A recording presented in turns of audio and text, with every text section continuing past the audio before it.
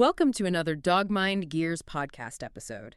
Today we are talking about the beliefs, symbolism, and myths of the black dog. Oh, this is going to be a good one. Yeah, it really is. I want you to imagine, just for a second, that you are a rescue handler. You're out searching a dense, pitch-black forest at midnight. Sounds pretty intense. Right. And the biggest obstacle to saving a life out there isn't the terrain or the weather. It's actually the glowing reflection of your own search dog in your night vision goggles. Wow. Yeah, that is a huge problem. It is. So today we are going to look at why the black dog, which is often, the most overlooked animal sitting quietly in the shadows of your local shelter, is actually a tactical, biological, and historical marvel. They really are. It's such an amazing topic. We are pulling all our insights today from a really comprehensive deep dive over at Dogzilla magazine. The goal here is to separate the spooky fictions from the heartwarming and, honestly, scientifically surprising realities. Because I'm sure you've noticed how the dark-furred pups in animal shelters often get completely overlooked. Well, I promise, by the end of this deep dive, you will never look at a black dog the same way again. Okay, let's unpack this. Because for centuries in Western culture, black dogs have been burdened with a deeply unfair reputation. They really, really have. I mean, to understand the root of that stigma, you have to look closely at old European folklore and early Christian symbolism, too. Right, the whole bad omen thing. Exactly. In Europe, black dogs were frequently caught up in some profoundly negative lore. You see countless regional stories, like, all over the place, describing massive, ghostly hounds with glowing eyes. Oh, yeah, guarding desolate crossroads at midnight. Classic scary story stuff. Yeah, exactly. In that early symbolic framework, the color black was heavily associated with the unknown, with the void, and by extension, with evil. So encountering a black dog on a lonely road wasn't just viewed as seeing a stray animal. Right, they thought it was something much worse. Yeah, it was interpreted as an omen of death. And the article points out this wasn't just limited to land travelers, which is super interesting. Sailors had a very specific superstition about them. Which seems unusual, right? Because they're out on the ocean. Yeah, exactly. But it actually makes sense if you think about it. Sailors operate in an environment entirely at the mercy of unpredictable atmospheric shifts. In European maritime lore, a black dog appearing on a misty road near the docks was perceived as a warning. Like a warning that a storm was coming. Yes, exactly. And the underlying reality there is that dogs are incredibly sensitive to drops in barometric pressure. Oh, wow. Yeah, they can physically sense an incoming storm long before a human can. So initially, a dog acting agitated on the docks might have been a really helpful indicator to delay setting sail. Right, like an early warning system. But human nature tends to warp these observations over generations. The narrative shifted from the dog being an observer of the storm to the dog being the bringer of the storm. Ah, I see. Yeah, the messenger just morphed into the monster over time. That is so unfair. But wait, if humans are biologically hardwired to fear the dark, and by extension we naturally fear things that blend into the dark, why wasn't this a universal phenomenon? That's a great question. Because if you look outside of Europe, the contrast in the historical record is massive. Like, you travel to ancient Egypt, and they didn't project that same primal fear onto black dogs at all. That is a crucial distinction. Yeah. European folklore is actually the historical outlier here. Really? Yeah, the Egyptians lived in a completely different environmental and cultural paradigm. Their worldview wasn't defined by the chaotic, dark forests of Europe. Right, they had the desert. Exactly, the predictable cycles of the Nile and the stark contrast of the desert. In Egyptian cosmology, Anubis, the god of the afterlife, was depicted as a man with a black dog's head, or sometimes simply as a black dog. And he wasn't a bad guy, right? Not at all. He wasn't a figure of terror. Death in ancient Egypt was viewed as an organized transition, not an abrupt end. And Anubis was the necessary, respected guardian who safely navigated souls through that perilous transition. That is such a different vibe. It is. The black dog symbolized a vital link between death and rebirth. And it wasn't just Egypt. The deep dive mentions Native American beliefs, too. Oh, right. Yeah, they were viewed as wise, protective, spiritual guides, like literal messengers between the human and spirit worlds. Which is such a beautiful way to look at them. And in Hinduism, they are connected to the goddess Kali, where the black dog symbolizes fierce protection from bad forces. Protection again. It's a running theme. Exactly. Even in Japanese folklore, they are seen as symbols of abundance, wealth, and good fortune. Wow, good fortune. That is literally the exact opposite of the European superstitions. It really is. You see a similar reverence when you look at Celtic lore, specifically in Scotland. They completely subverted that European crossroad demon trope. How so? Well, in Scottish tradition, if a stray black dog wandered into your yard, you didn't chase it away in terror. It was considered a literal gift. A gift. Yeah, it was believed that it would protect your home from thieves and bad spirits for an entire year. That is amazing. I know, right? It's like black dogs have been the victims of a centuries-long terrible PR campaign in Europe, while the rest of the world was giving them 5-star reviews as divine bodyguards. That is the perfect way to phrase it. So why did these specific cultures elevate them to the status of divine bodyguards while Europe turned them into demons? Is it just a fear of the unknown? If we connect this to the bigger picture, it really comes down to how different societies manage the concept of control. Okay, I'm following. Superstitions persist across all cultures because they offer a framework for the unexplainable. When a society feels highly vulnerable, say, facing rampant plagues or unpredictable, harsh winters in medieval Europe, they desperately seek scapegoats. Right, they need something to blame. Exactly. A black dog, simply by virtue of its ability to camouflage into the night, becomes a very convenient canvas for psychological projection. Because you can't see them clearly, your mind fills in the blanks. Yes. It is somehow more comforting to blame a supernatural omen for a sudden tragedy than to accept that the universe is chaotic and entirely out of your control. That is so true. But cultures with more structured cosmologies, or those with deeper symbiotic relationships with the animals in their environment, they just observe the dog's natural traits. Like their loyalty and stealth. Exactly. Their loyalty, stealth, sensory acuity. And they codified those traits as protective virtues rather than threats. That makes the transition from ancient myth to modern observation really compelling, because the source material includes an anecdote that perfectly illustrates how those natural traits are still misinterpreted today. Oh, the story about Pip. Yes. Pip the Black Lab. He lives at a 17th century inn in York, England. I love this story. It's so good. So the inn has a reputation for being haunted, specifically one corner of the tavern that guests claim feels unnaturally cold. And people love a ghost story. They really do. But the innkeeper doesn't buy into the ghost stories. She relies heavily on Pip, who will walk into the room, stop, and just stare intently at that cold corner. And of course, people immediately assume the dog is tracking a spirit. Right, the whole dogs can see ghosts thing. But the innkeeper's explanation is brilliantly grounded. She notes that Pip isn't a ghost detector. He's essentially an environmental antenna. That is a great term for it. Yeah, because of his dark coat, he naturally blends into the shadows of the old tavern, allowing him to sit completely motionless without drawing attention. He's just hanging out observing. Exactly. He is acting as a highly calibrated barometer, registering microshifts in drafts or ambient noise that human senses completely filter out. He just notices when the physical environment changes. It strips away the supernatural and highlights the biological reality. He is a dog with exceptionally fine-tuned senses, utilizing his natural camouflage to observe his territory. Which brings us to the actual mechanics of that biological reality, because the science heavily reinforces this resilient image. It really does. The genetics behind this are fascinating. Yeah, the article cites a 2021 study focusing on the K-locus gene. For our listeners familiar with canine genetics, the K-locus is the specific gene responsible for the dominant black coat color. Right, the color gene. But what I find fascinating isn't just what the gene does, it's where it resides. Yes, the geographic mapping of the genome is where the real breakthrough lies here. Break that down for us. So, the K-locus doesn't exist in isolation. It sits physically adjacent to a cluster of genes responsible for the immune system.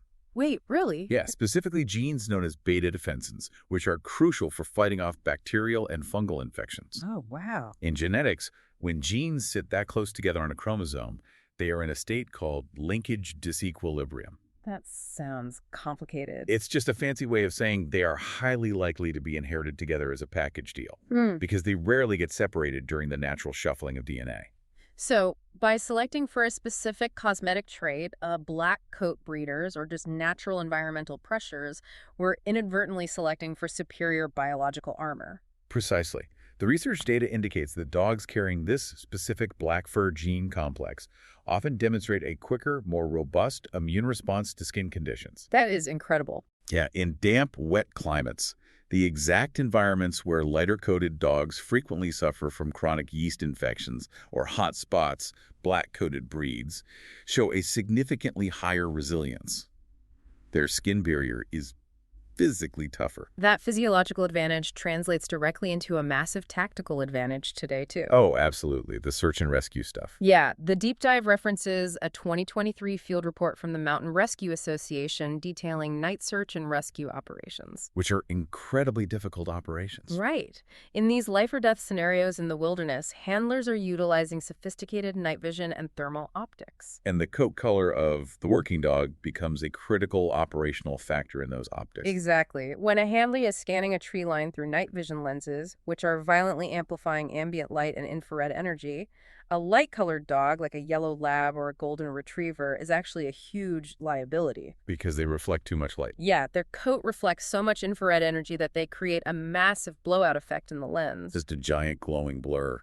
Exactly. The handler's field of view is flooded with glare from their own dog, making it impossible to see the missing person they are trying to locate. Wow. But a black dog physically absorbs that energy. They create almost zero glare. The handler can clearly see the dog's silhouette, but more importantly, they maintain full visual clarity past the dog and deep into the woods. It is the ultimate operational stealth. Their coat color fundamentally enhances the efficacy of the entire rescue team. Here's where it gets really interesting to me. We are looking at hard data proving they have enhanced skin resilience in damp weather.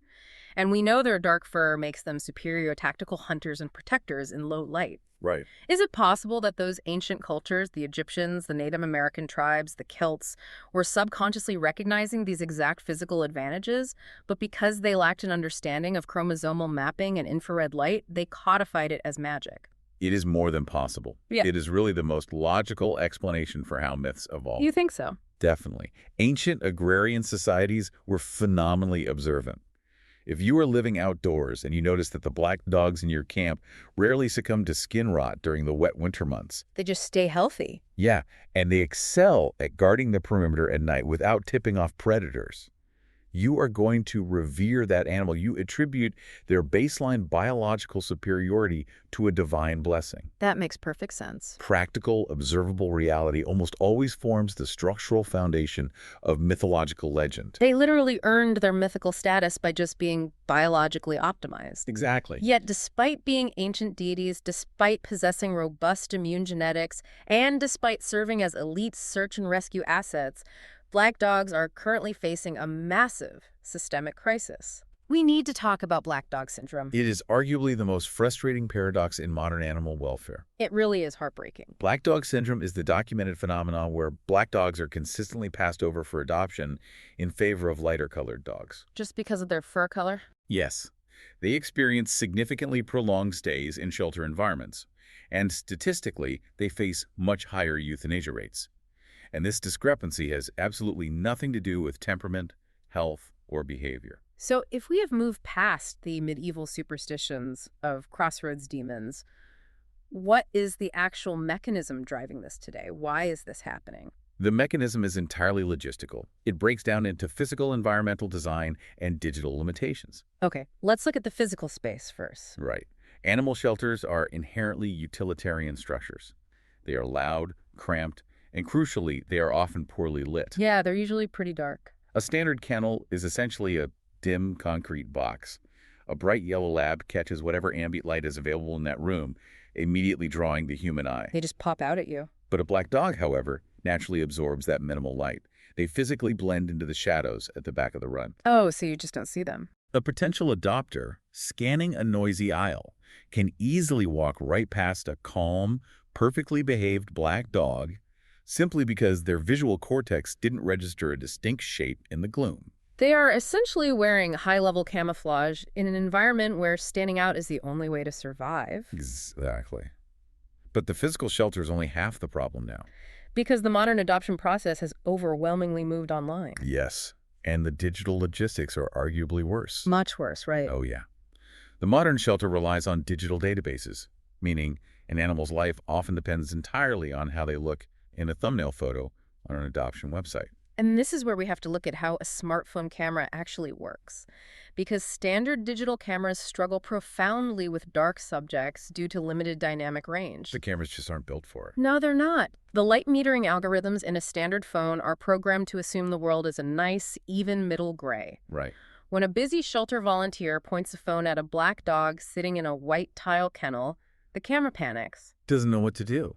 Exactly. It sees the bright white wall and aggressively drops the exposure to compensate, which crushes all the detail in the dog's fur, turning them into a featureless black silhouette. Just a blob. Or the camera tries to expose for the dark fur, completely blowing out the background into a blinding white glare while still failing to capture the dog's subtle features. You lose all the nuance that makes a dog appealing to a human. Yeah, you lose everything. You lose the expressive eyebrows, the relaxed mouth, the depth in their eyes. A golden retriever naturally provides high contrast, so their smile is instantly readable on a tiny screen. Right. A black dog just reads as a void. Because they don't photograph well under rushed automated conditions, they generate fewer clicks, And fewer clicks mean fewer appointments. which translates directly to longer shelter stays. It is incredibly frustrating that a technological limitation is dictating adoption rates. But it really is. But the deep dive highlights actionable solutions, specifically focusing on how to override those camera algorithms. Shelters are actively running targeted photography projects right now. That's great news. Yeah, and if you were listening to this and you volunteer, or you were just trying to advocate for a dark-coded foster dog on your own social media, understanding lighting is paramount. You cannot rely on ambient kennel light. You have to manufacture contrast. Exactly. You have to take the dog out of the concrete box and into natural light. Specifically, aiming for the golden hour, that soft, diffused light just after sunrise or just before sunset. That soft light makes a huge difference. It really does. You also have to place them against a brightly colored background, like a vibrant green lawn or a red blanket. To give the camera sensor a defined edge to focus on. Yes, but the absolute most critical technique is capturing the catch light. The catch light. Yeah, it's the reflection of the sky or a light source right in the dog's eyes. Once an adopter can clearly see the eyes, they can connect with the animal's personality. That makes total sense. It transforms them from a dark shape into a living, breathing companion. What's fascinating here is the profound structural irony of their situation. What do you mean? The exact physical trait that allows them to absorb light and blend seamlessly into the shadows. The trait that makes them an elite, life-saving asset for a night rescue team in the wilderness is the precise trait that actively penalizes them in a brightly lit, algorithm-driven online adoption feed. Oh, wow. Yeah. Their greatest evolutionary and tactical advantage is literally their biggest hurdle in the modern digital world. They are victims of their own biological success. Yes, exactly. But the people who do look past the poor lighting and the bad thumbnail photos, they quickly realize what they've gained. The rescue community has a very specific nickname for them now. Oh, the Velcro dogs. Velcro dogs, because once you bring them home, they become this warm, permanent shadow. I love that. They lean against your leg while you cook. They follow you from room to room. They offer this incredibly steady, quiet loyalty that entirely contradicts the loud, menacing myths of medieval Europe. They just want to be close to you. So let's step back and look at the whole picture. We have traced an incredible lineage today. We started in the murky, oppressive folklore of Western Europe, where an innate fear of the unexplainable branded these animals as bad omens. Right. But then we looked at the data. We saw them rightly honored as necessary guides in Egypt and revered protectors in Scotland.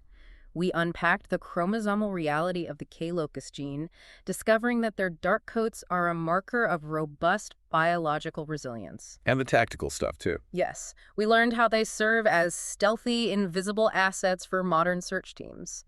And finally, we confronted the logistical reality of black dog syndrome, understanding that these fiercely loyal Velcro dogs are simply waiting for someone to adjust the lighting and see them clearly. That's a lot to think about. The next time you are scrolling through a local rescue's website or walking down the loud, stressful aisles of an animal shelter, keep this deep dive in mind. Look past the poorly exposed photos. Stare a little longer into the dimly lit corners of the kennels. Just give them a second look. Because the most biologically resilient, historically revered, and profoundly loyal companion you will ever find might just be sitting quietly in the shade waiting for you to notice them. And I'll leave you with a broader thought to consider. We spent centuries projecting our deepest anxieties onto black dogs, completely misjudging them based on superficial superstitions and their natural ability to blend into the background. Yeah, entirely misjudged. It begs a larger question. What other elements, ideas, or even people in our everyday lives are we unfairly ignoring or making rapid assumptions about simply because they don't immediately catch the light? If you want to check out the article that inspired today's episode, visit the award-winning dog publication Dogazilla magazine at dogazilla.com. Also, we wanted to let you know that you can suggest the topic for some of the next podcast episodes if you have a cool topic comment, or write at our Doggy Delight Substack profile. And do not forget to subscribe to the Dog Mind Gears podcast there too. Rotate those gears in your mind, and talk to you later.